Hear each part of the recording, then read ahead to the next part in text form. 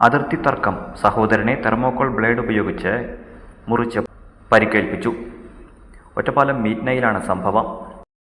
സഹോദരങ്ങൾ തമ്മിലുണ്ടായ സംഘർഷത്തിൽ പാറയ്ക്കൽ 49-കാരനായ ബാലകൃഷ്ണനാണ് ഗുരുതരമായി പരിക്കേറ്റത്.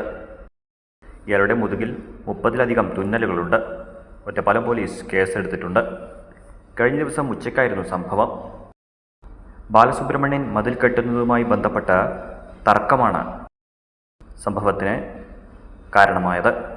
തർക്കത്തിനിടെ ജ്യേഷ്ഠൻ്റെ മകനായ സുരേഷ് ഗോപി തെർമോക്കോൾ മുറിക്കുന്ന കത്തി ഉപയോഗിച്ച് കൊല്ലും എന്ന ഭീഷണിയിൽ മുറിവേൽപ്പിച്ചു എന്നതാണ് ബാലകൃഷ്ണൻ പറയുന്നത്.